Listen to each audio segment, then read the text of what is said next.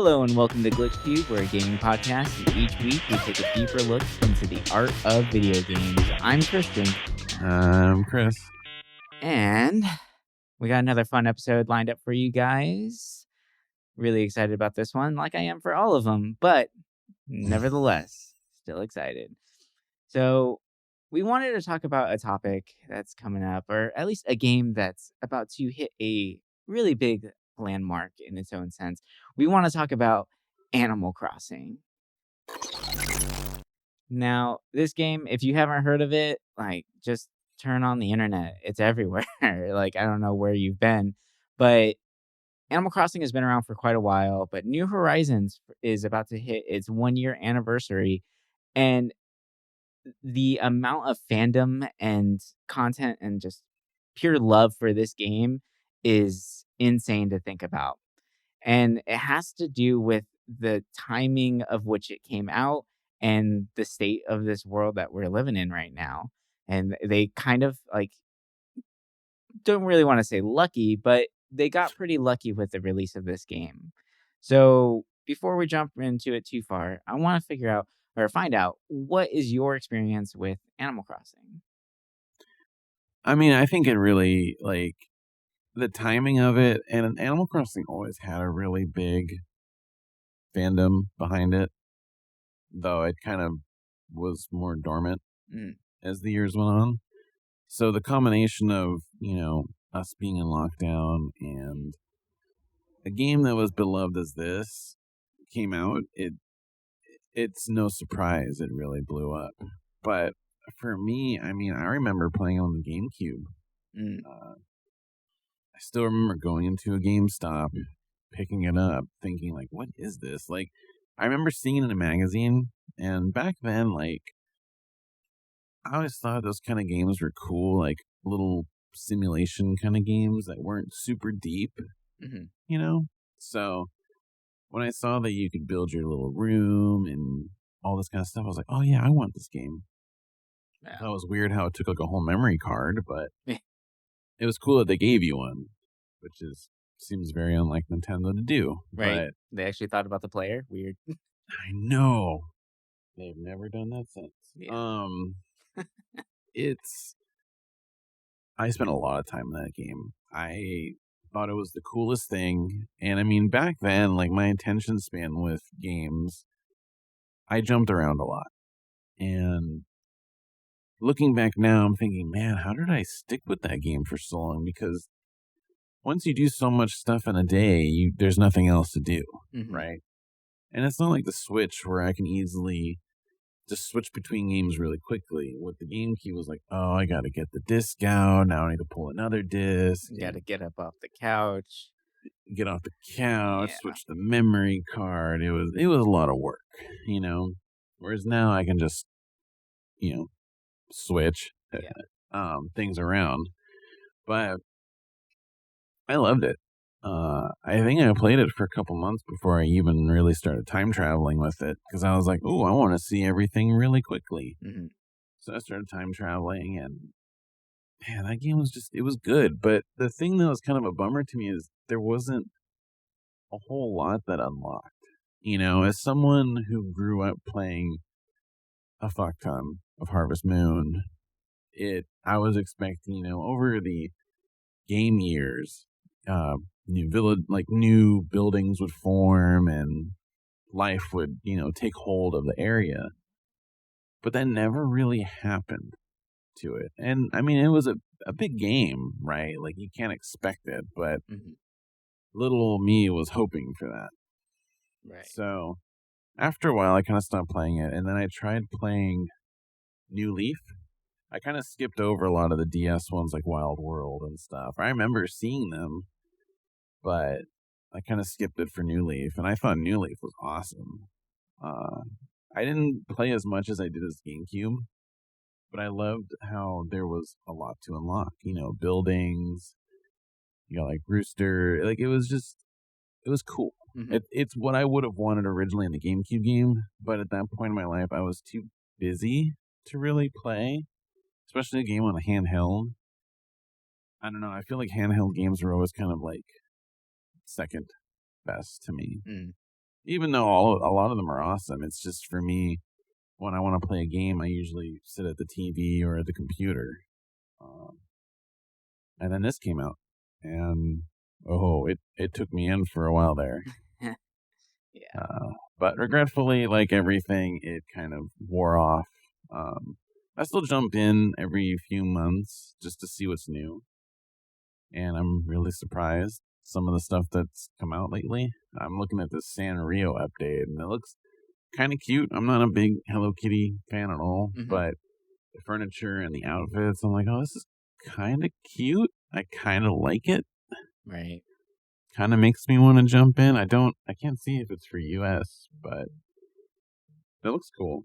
Nice. The Mario update looks fun, but yeah, I've been really meaning to jump back into it and kind of look at my island because, dude, my villagers are awesome. I don't want to lose them. I hate that feeling. But what about you? What's your experience with this beautiful world? So, I mean, for me with Animal Crossing, I actually never played any of the previous titles whatsoever. New Horizons was my first official jump into the game itself. I've known about Animal Crossing and I know the gist of the story or quote unquote story. There's not really much there. It's just right a basic game. Nick But being a dick. yeah, pretty much. Yeah, that's for those of you who don't actually know Animal Crossing and the premise of it. You get shipped out to or for at least for New Horizons, you get shipped out to an island. Then you get to live on that island, but you have a demonic. No, he's not actually demonic, but he's a demonic landlord that is constantly putting you into debt, which is funny to me because it's on the surface, it's a very cutesy game. It's very simplistic where you get to kind of just create this world around you, but then you have this overlooming debt at all times, which, Capitalism. yeah, it's capitalism at its finest, but it's super interesting because it feels like this game. The whole idea is to get away from it all, to kind of go into your own world and zone out for a little bit and have full control and just enjoy your time there. But then at the same time, you have this guy who's just like, "Hey man, where's my money?" Like, "Oh, you can't do that yet because you owe me money." And guess what? "Oh, cool. Congrats. You completed that. You're not in debt anymore, but now you need to buy this if you want to continue living here." Right? Like there's always something that you're getting yourself into debt for, which is very like real, but it doesn't take away from the calming aspect of the gameplay itself, which is very interesting to me from like a game design point of view, where this kind of game where the centralized focus is escapism. The whole point is to get away from it all. You get to create your own island and enjoy nature, explore, fish, meet new people, meet new villagers, and like kind of create a sense of community. But there's like little hints of reality there. And I think that's really interesting to kind of put that into this gameplay here. Now, I do really enjoy this game. I haven't picked it up in months, which is funny, but maybe I just don't need the game right now. But the fact that it's going to be there and I can kind of log in whenever I want to, it's a little reassuring to know that if I need that sense of release, if I need to really get away from the world around me for a little bit, I know it's there. And that's reassuring and peaceful in its own sense for me at least. Uh, I know that this game gets a lot of like crazy cult followings, where people play like New Leaf for what like since the beginning, since it came out, and they're still Yeah. playing it, which is just nuts to me. And they've logged in every single freaking day. That's a commitment. That's a lot. But Yeah. I mean, I really commend those people. That's really crazy and or it's not crazy, but it's nice for them. Like that's what they need in their lives to be able to kind of better cope with these things. And there's worse vices that you can have. Now, does that kind of creep into the idea of maybe slight obsession? Probably, but I guess it just depends on how they moderate their time and how they are able to handle going back into the real world, can they turn the game off and be okay with it, right? I don't know because I don't know these people personally, but from my own personal experience and kind of talking to my sisters who still play daily and they play with each other, they're able to kind of like play and then get away from it. But it's their little like meditation state, right? Like they go into it to enjoy this game and then they're able to kind of come back out and go back into reality and society. So it's I don't know. I love these kind of games for that aspect of being able to help people and kind of calm them down because we all need vices in our lives. But I do really want people to be a little bit more aware of how much time they're spending and where escapism might creep into the side of obsession. And that's where the problem would lie with any gaming. Yeah, I feel like it's pretty easy to become obsessed almost, because there is that fine difference between, say, I'm going to play an hour or two of Animal Crossing in the morning, right when I wake up. It's kind of like a ritual, Yeah. Nothing dangerous about it. It's not like, unless you're missing work or, missing school or something like that, then that's an issue. But say you need to look at it more like an MMO style where there's dailies and all this, like, I need to get these 10 tasks done before the end of the day or I'm going to miss my like daily reward or something like that. If it gets to the point where it's getting in the way of like your life, which I've heard games doing that to people, that it's a pretty bad obsession. Yeah. And I feel like these kind of games that allow you to escape in a more realistic way than other games. Like, I feel games, Animal Crossing, Minecraft, any kind of MMO, it's easier to escape in those games than a lot of other ones, right? Because you're there, you're in a world, you're able to have more freedom than most other like story-based games. And especially ones that give you like options where you can build or craft or farm. It has such a realistic feeling that it feels like a second life. Mm-hmm. Now, I'm not going to talk about the game Second Life because that's a whole nother issue, but yeah. Talk about obsession there. Do people still play that? That's crazy to me. It's crazy. I mean, I think it still exists, right? Yeah, I believe so. I've heard some really like good things from it, but there's so much bad attached to that game too. Like I've heard of people who want to be musicians and they're afraid of stage fright, so they hold private concerts on the Second Life servers.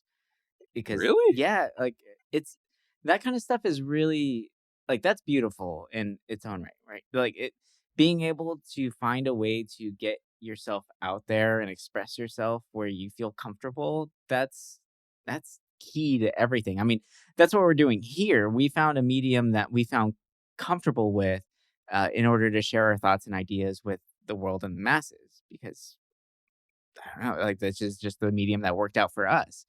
But a lot of people don't find that in their day-to-day lives. They don't find that sense of like comfort or confidence in the things that they do. So games like this, like Minecraft or Animal Crossing or Sims, where you can create and craft your world, you get that sense of control. And I think that's key to any sense of confidence. And I think that's why it appeals to such big masses of people out there is being able to control the world that you're in, even though you can't control the world you live in, right? So you get that sense of confidence there. And hopefully you're able to take that confidence and bring it into your day-to-day life and bring those experiences there so that you can, kind of live a normal life, a normal fulfilling life. But unfortunately, that doesn't happen all the time and you get a lot of people who become very, I guess, like tunnel visioned or is like central minded on these concepts and that's where like trolling comes from and just like this really like negative like cyberbullying and the sense or the false idea of protection from a screen so you can say whatever you want. Right. Mm-hmm. Like we worked with somebody that I'm not going to throw his names out there, but I think you know exactly who I'm talking about, where Yeah. he's a little out there, right? And like some of the things he says are very uncomfortable. But when you ask him, what's your hobbies? What do you do? He doesn't interact with people personally. He interacts with them through a screen all day and all night. So he never gets that sense of like, he never gets checked, right? Like, at least in a real world situation, if you said something like that or, like, you get checked, like, people will tell you, like, "Don't freaking say that. That's not okay." In the media like, in these games, people don't do that because you're in a room full of or you're in a cyber room full of introverts that aren't gonna call other people out on those things. So you're free to say whatever you want, and, that just breeds this really, like, negative idea or ideals. And like as much as I love escapism in games, and I think it's really good to have that in microdoses, letting it kind of take over your life in that sense, then you start getting like the weird trolley aspects and things like that. And it's just really uncomfortable for people. I've been there before. Not in a weird like I'm like uncomfortable kind of way, but there was definitely a point where I was trapped more in like a virtual world than really like doing anything else. And I can see what you mean by getting so comfortable in the way you're talking just because you're behind a screen rather than in person. Mhm. And it almost felt like when I stepped away from the game, I I almost felt like I kind of had to like not relearn, but I had to kind of get used to speaking normal, I guess, because I Mhm. was so used to just being like a clown or an ass, like Right. in the group chat and stuff Let's like that. go. Let's go. Yeah. It's like it was different, you know. And I mean, there's people out there that can play like games, tunnel vision, and still, you know, be fine. Like it's their thing, you Mhm. know. I mean, there's times in my day where it's my day off. I'm gonna play for 8 hours straight, Mhm. you know, because it's my day off. And I mean, could I be doing other things? Yes. Am I kind of tunnel visioning like this roguelike right now? Yes. Do I care? No. It's like it Mhm. to me, like trying to find that line between like I guess it could be avoidance too. Mhm. I feel like for me, like if I'm not super motivated about something, like my escapism is games. And it also really depends like how far I take it. Right. I don't know. When a few years back, I was really into Final Fantasy 14, like almost obsessively. Mhm. And I mean, I never got this way with WoW. Like WoW, I played a lot with, you know, my wife, her friends, and it was more of a social thing for me. Mhm. When I played Final Fantasy 14, yeah, I was in a guild and all that, but I didn't really talk to people too much in it. I mostly just talked to random people, and it was more of like a solo thing for me. And it slowly became this like literal, like virtual second world for me because I mean, you can craft, you can do all that. Like, I just got so sucked in. And when I wasn't working, I was literally playing like Mhm. all the time. I would even stay up late to play it. And it was like, I became blinded by it, you know? Mhm. And I thought it was fine. And I mean, it's a fun game. It's easy to have that happen to you. But for me, it was that escape. And at that point, it dealt with the stress perfectly. You know, I Mhm. mean, now I can look back and be like, yeah, I played that game a lot, you know, but it's interesting kind of looking back and seeing how easy it is to go from escaping into a game and how it bridges over to possibly something more than that. Hey everybody, just jumping in real quick. Just want to say first of all, thank you for continuing listening, and obviously you're enjoying it because you've reached the middle of our episode. But before we continue on, we just wanted to remind you all that if you are truly enjoying what you're hearing and you want to learn some more about us, you can find us on social medias, and we have links in our description. And you can find me and all the drawings that I'm doing on Instagram at Kieran, and that's Keuran.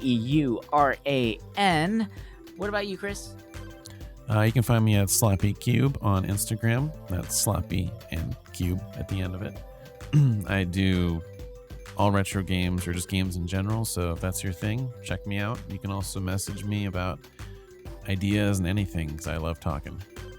Yep, we both really enjoy talking, obviously, because we are recording a podcast. So if you want to join in the conversation, please reach out to us on the Discord, and let's get right back into this episode.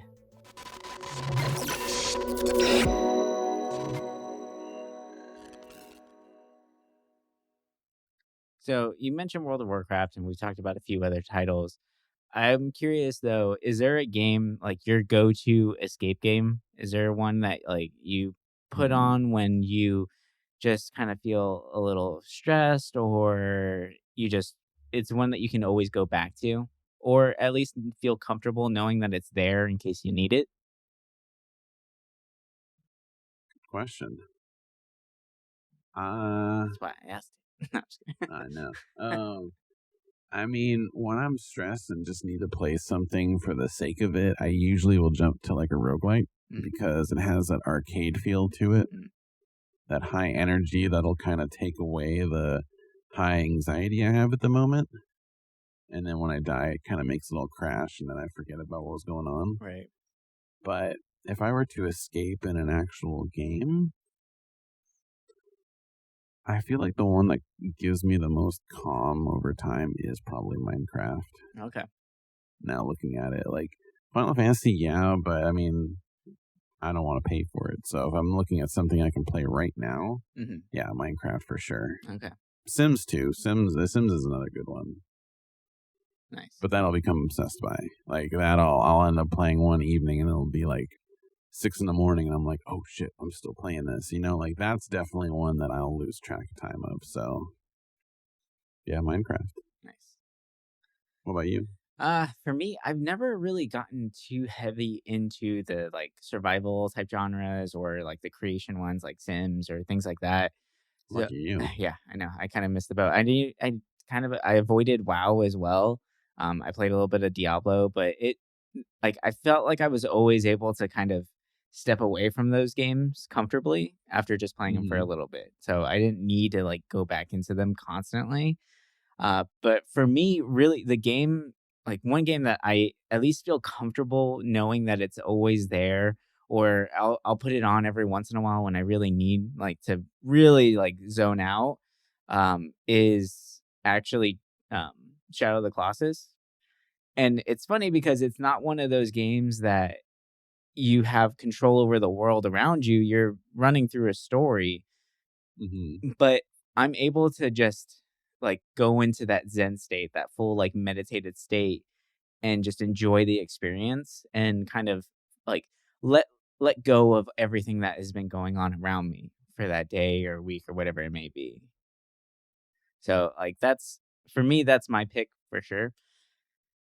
And it's funny because I guess everybody has a different sense of escapism, right? Like for a lot of people, it's these games like Animal Crossing or Minecraft or whatnot. But like you even mentioned Final Fantasy. I know you were talking about 14, but for me, like Final Fantasy 10, I was able to just fully let go and just get into that like gamer zen mode and just really calm down and relax while playing that game.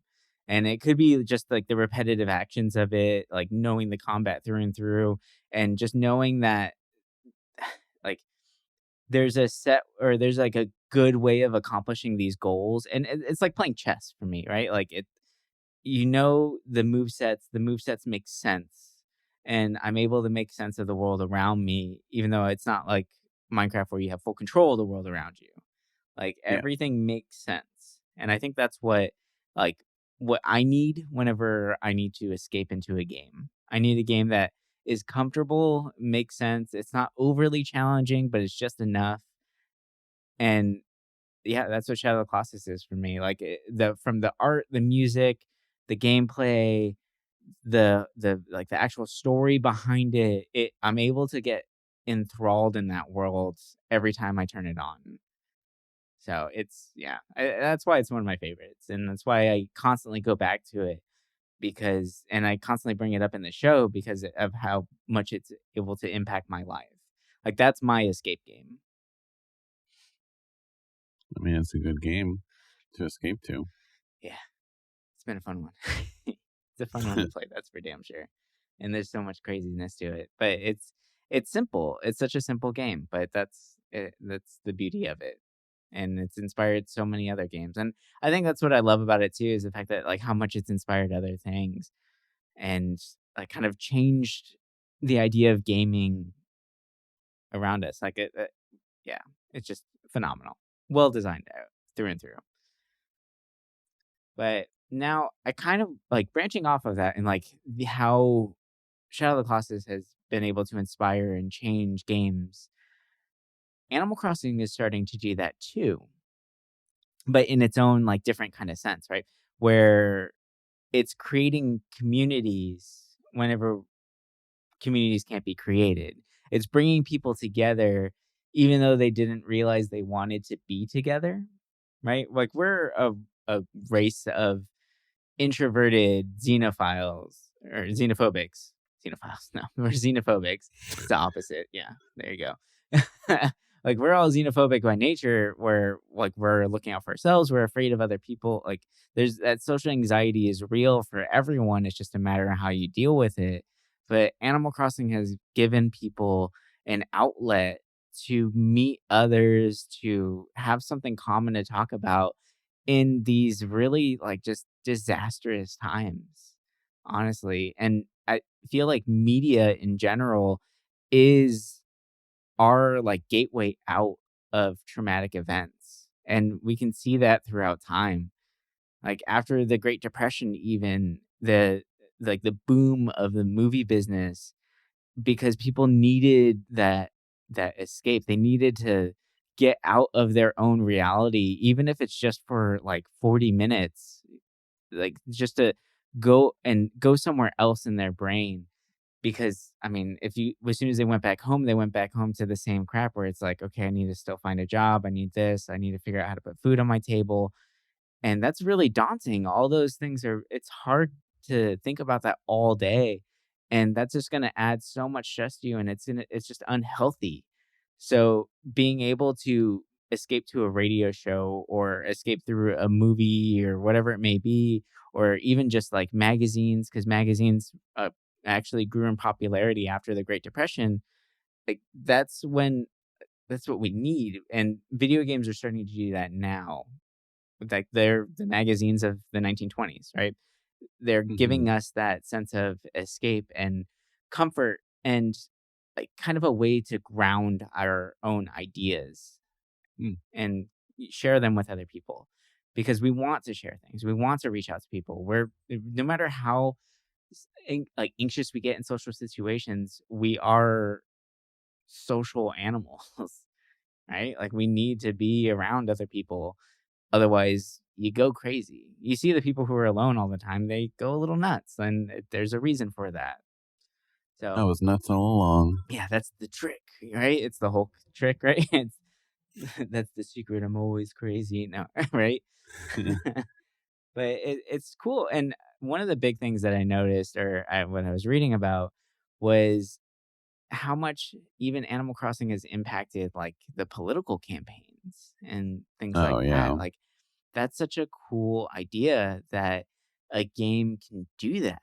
Like, that's insane to me. I don't even know what to say about it, honestly. Like, it's something as simple as these cute characters where you're trying to get your favorite, like, fossils and grow your villages, and it's just like, oh, this shirt looks really cool. I want to buy this shirt. Let me go hunt, right? Like go find a tarantula island or whatever it may be. And then all of a sudden it's like, oh yeah, by the way, Biden campaign's gonna have a rally here, right? It's like, wait, what? Right. Like that's His own island. that's crazy. And it's awesome. And I think that's the future of everything. Like with how much we're supposed to distance ourselves, having that outlet and having this thing like this tangible thing on the media or like in gaming, that's the future of bringing us back together as people and still being able to create communities.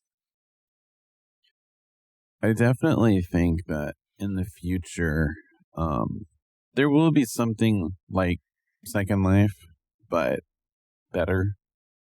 Something more appealing to everybody. Animal Oh Lord, Animal I Crossing feel like Life. garden Yeah, paws. no, never mind. That came out wrong. That's not the title. Uh, it's. I think there would be like virtual spaces, like Mhm. virtual reality. I know that it kind of exists already, but it's so early in its life that it's not taking off yet. Right. I mean, as someone who follows a lot of like blockchain games, I know that Decentraland is kind of similar to what I'm thinking about, but it's still so young. It's not fully refined, Mhm. right? And I think as time goes on, maybe 10 years from now, they'll be developed enough where anybody can be like in a VR headset or even just, you don't need one, but if you want that immersion, like pop it on. Mhm. You're walking in this virtual world where everyone owns a piece of land. So basically, like you literally own the land, right? And the clothing you get is like branded from Adidas and like actual clothing brands, Mhm. right? Right. So you're literally living this other life with brands that and you're able to actually live like a virtual life, Mhm. like looking at this game, like Atari signed up with it so you can play Atari games in that world. Like seeing that, I think about, okay, in the future, virtual social spaces will be a big thing. Mhm. And I'm not talking about how like PlayStation tried to do that at one point. I think it was like PlayStation Home or Yeah, something. that thing was atrocious.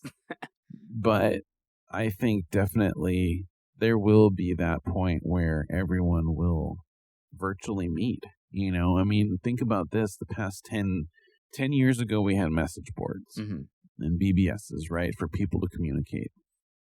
And 10 years before that, they had the telephone. I'm avoiding cell phones because I mean it's just blended into everything. Right. But so you went from message boards and emails to social media, which is this past like decade or two, right? And the next form of communication, I mean, obviously streaming is thrown into social media as well, Mhm. but I think virtual hangouts will be the next evolution, right? Right. Because we're already seeing like Clubhouse where it's audio, not auto, but audio. Right. So the only thing next is to create a space where we actually feel like we're there, right? Yep. Because talking on a message board doesn't feel real. And in order to escape into a reality that is ours, but feels close enough to be ours, why not just make a virtual person of ourselves communicating with people across the world who are also trying to not live their actual, like, physical life, So Mhm. I'm curious to see because I definitely think these social hub games will be bigger, VR chat and all that. Once it's more mainstream.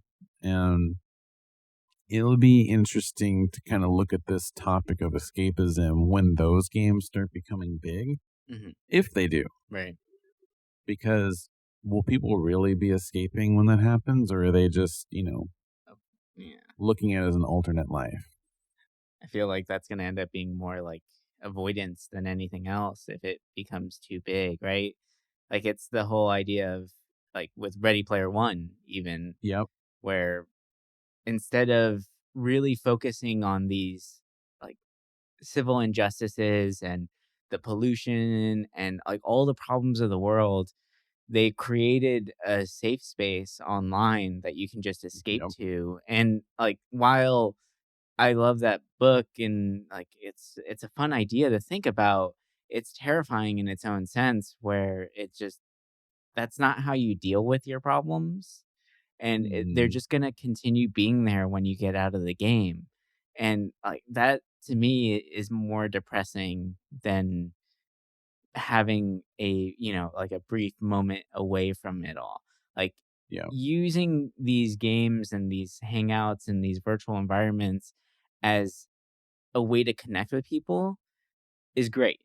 I think that's great, but knowing how to step away and really still be able to focus on your initial issues at hand, that's key to everything. And that's not like I'm not trying to make it sound like it's such an easy thing to do because it's not. And I totally get that. Like I get that depression takes hold of us and it's a real thing and it feels like it envelops everything around you. And I mean, I've fallen into it as well, but there's a way out of it. And if you use these these games as like a coping mechanism to be able to handle your bigger problems, then you're on the right track.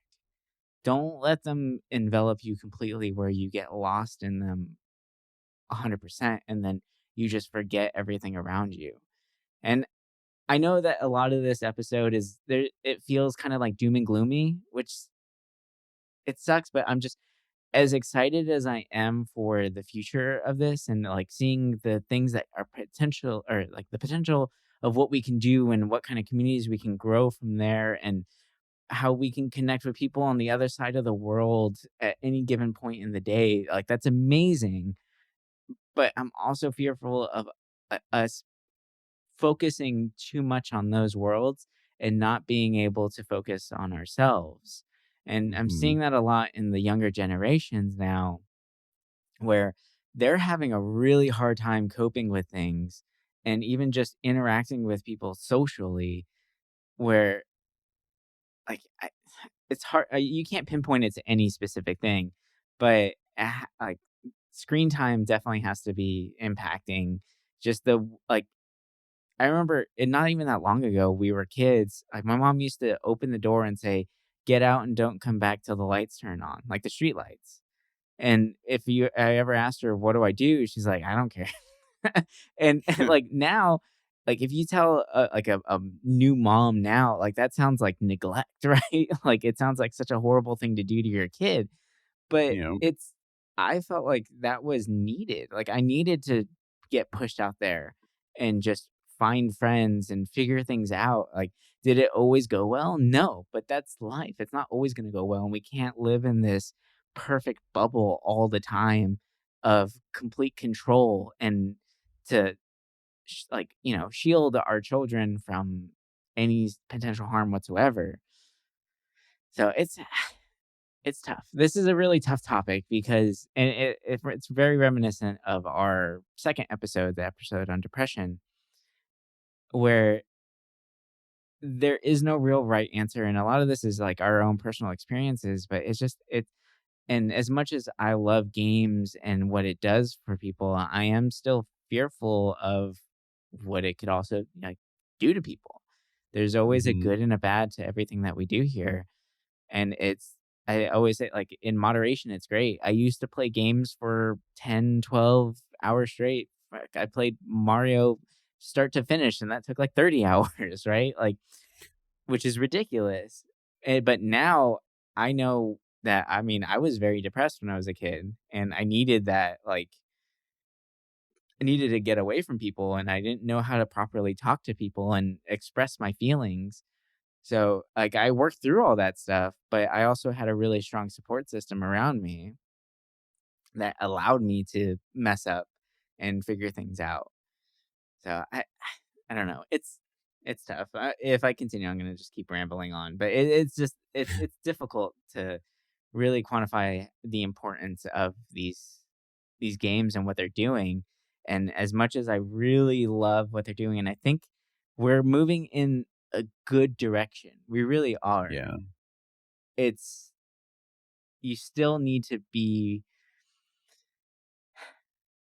aware of what could be and how it could drop off from minor escapism and a good coping mechanism or like a good vice into the whole addiction and avoidance realm. And Yeah. just keeping that in your mind. Like, if anyone takes anything from this episode, at least for me, what I want you to take is like being aware of that, being aware of what you're doing. Of are you truly escaping or are you avoiding a problem? Like that's just knowing that and acknowledging that. That's everything. Even if you don't deal with the problem that you're avoiding, just acknowledging what you're doing, because then you're aware to what like you're awake, right? Like you know what's up, and maybe eventually you can figure out how to properly handle that problem. No, that's a really good point. Um, I I definitely that kind of like hit me when you said about like the childhood thing. I was like, damn, I feel very similar to that. Yeah. And it's like, yeah, there's times where I have to check myself. Like, am I playing this like to cope, or am I playing this to like, you know, numb out the outside world? And as long as you know the difference between the two and you can react properly, I think that's the most important thing. Mm-hmm. And I don't know, it's definitely like a bigger subject. This gaming is becoming more of a bigger thing. You know, back in the day, games were more of like I don't want to say like a niche community, but now that it's mainstream as it is, more and more people are getting into it, and more people are looking at it in a different way. Yeah. So I think it's definitely something people should look into. Yeah. And there's been some really great studies recently, and there's some amazing TED Talks about how games can be beneficial and what they can do for us, but it's always in moderation. And that's the key term here is moderation and being aware. I think Yep. that's everything right there. Well, that's going to do it for us this week. And I know this was a little bit more of a like a serious topic. It got a little hard there, especially at the end. But it's something that we all really need to think about in this community of gamers and players. Like we need to be aware of these ideas and what they can do to us. And we need to be aware of how they can benefit us and how we can work that into our day-to-day lives to be more comfortable with all the situations that we encounter. So with that, I just want to say thank you so much for listening, and know that there are people out there that love you, that appreciate you, and just don't be afraid to reach out. And if you feel like you don't really have a community to talk to, reach out to us on our Discord. We are always on, like, we're always willing to talk, and there's some wonderful people on there that will be more than happy to talk with you as well. Like, we're trying to build that community up, and it is a safe space 100%. Like, we're there for you always. So thank you Yeah. very much for listening, you guys. Yeah. And with that, we're done. Yeah. All right. And Bye. bye.